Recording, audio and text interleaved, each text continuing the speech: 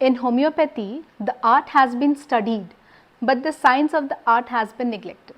So I was going through this book, which is Lesser Writings by Dr. Kent, and trust me, in my college days, this book has helped me a lot to get a lot of answers which I was struggling in my college days, like when to repeat, when to change the remedy, or what do you mean by euthanasia.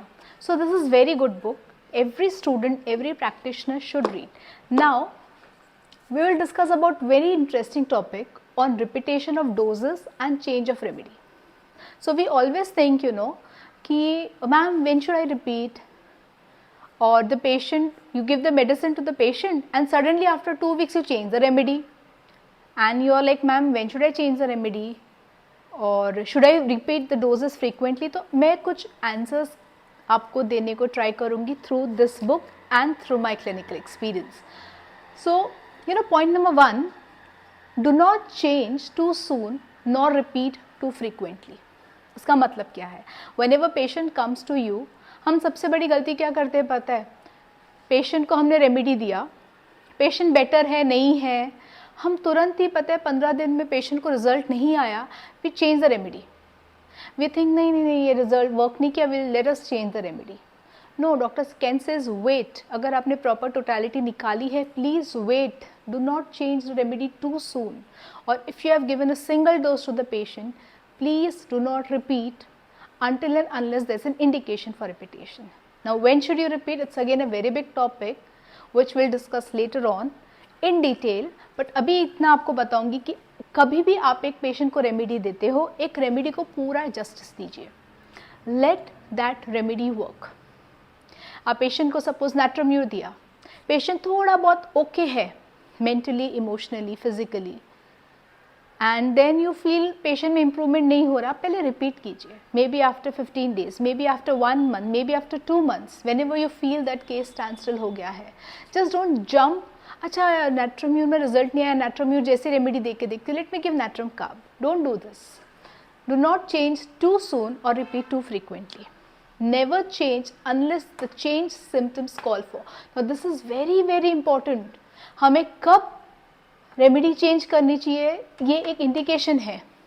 For example हम क्या करते हैं पता है, नैट्रोम्यूर है मान लो एक example patient का ड्रग, और वो पेशेंट को एक्यूट आया या वो पेशेंट ग्रीफ में गया या उसके घर पे डेथ हुआ, हम उसको इग्नेशिया दे देते हैं. But doctor Kent said never change the remedy until there is change of symptoms. उस पेशेंट में इग्नेशिया के सिम्टम्स होने चाहिए. She should be saying, she should become very moody.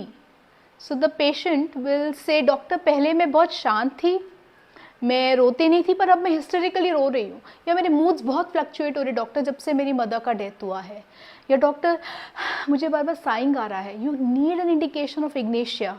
May be आपने नैट्रोम्यूर दिया है पेशेंट को एंड बाद में इंट्रोवर्ट पेशेंट था, डिज़ायर फॉर नेचुरल एयर है, डिज़ायर फॉर सी शोर है, डिज़ायर फॉर सॉल्ट है, everything like constitutionally he is natural, and suddenly after a grief his like he wants company. वो अकेले बैठ नहीं सकता, वो बहुत कंफ्यूज फील कर रहा है. कोई भी बैड न्यूज़ आती है, जब से उसके घर पे डेथ हुआ है, सुनने के बाद वो घबरा जाता है, डर जाता है, राइट. या उसके बाद क्या होता है, पेशेंट को गर्म पानी चाहिए, बहुत कॉफिंग हो रहा है, मे बी उसकी रेमेडी स्पॉन्जिया टोस्टा है, इग्नेशिया नहीं है. So the patient has to show indication of that remedy which you have to change. Blindly मत चेंज कीजिए. मतलब कैलकेरिया कॉन्स्टिट्यूशन है तो एक्यूट में मैंने बेलेडोना दिया, please know that has to be symptoms of belladonna in acute, like throbbing, redness, violence, desire for cold water, suddenness of symptoms, then you give belladonna. Otherwise, you don't give. Here we fail. Third important, never repeat the dose if patient is improving. आपने patient को remedy दे दी है, मानो आपने Calcarea carb दी है, and patient is showing the sign of improvement.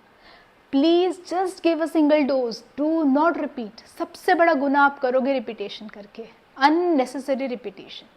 Just give minimum dose, just give a single dose. If needed, you give second dose. But don't repeat if the patient has started the sign of improvement. For example, just imagine आप गाड़ी चला रहे हैं आपने engine start कर दिया, आप गाड़ी की चाबी घुमाते हो एंड इंजन स्टार्ट हो गया, इंजन स्टार्ट हो गया फिर भी आप चाबी घुमाते रहोगे क्या? नहीं, इम्प्रूवमेंट शुरू हो चुकी है, इंजन स्टार्ट हो चुका है, you do not have to repeat. Please don't blindly repeat TD, TDS, BDS महीने भर में. नो, वितलका सर ने कहा है these medicine are like little nuclear bombs, they will destroy you और they will make you. Think before you repeat. Now सबसे बड़ा सवाल आता है मैम कॉम्प्लीमेंट्री रेमेडी क्या है? Intercurrent, inimical, antidote, miasmatic. Guys ये रेमेडीज हम उनको कुछ भी नाम दें, complementary, intercurrent, inimical, antidote, miasmatic block, all that you should not give till there is again totality of that remedy. अभी हम कितनी बार देखते हैं पेशेंट बोलता है मैम ये पेशेंट बेटर नहीं हो रहा है, उसको माइजमेटिक ब्लॉक निकालेंगे सल्फर देके या मर्क्यूरी देके सिफिलिटिक माइजमेटिक ब्लॉक बुलाएंगे. प्लीज़ डॉक्टर हैनिमन ने ऐसा नहीं कहा है. There has to be a totality of mercury, there has to be a totality, miasmatic totality of medorrhinum. There has to be, like suddenly आप suppose patient को treat कर रहे हो and you feel there's a miasmatic block and patient को ice का desire हो रहा है, he suddenly become very adventurous, very extreme, very cruel to animals, या बहुत प्यार करने लगा animal से. That time you think of medorinum, but don't blindly give medorinum. No, don't blindly give complementary कि बेलेडोना है तो कैलकेरिया आएगा ही आएगा रेमेडी, ऐसा नहीं है. The human body, human individual is so vast. There is no fixity in homeopathy कि ये रेमेडी के बाद ये रेमेडी पेशेंट आएगा नहीं, because we do not know what that constitution is carrying, what is the layer this constitution is carrying. We do not know. It's like ये onion के covers जैसा है, आप ऊपर का कवर निकाल दो, यू नेवर नो अंदर का कवर इग्नेशिया का है या कैलकेरिया का है या स्पॉन्जिया का है या रस्टॉक्स का है. आप उसको जब टोटलिटी के ऊपर निकालोगे यू नेवर नो अंदर का कवर टैरेंटुला का है या अंदर का कवर मेडोरिनम का है या ट्यूबरकुलम का. You never know. This is the beauty and uniqueness of homeopathy.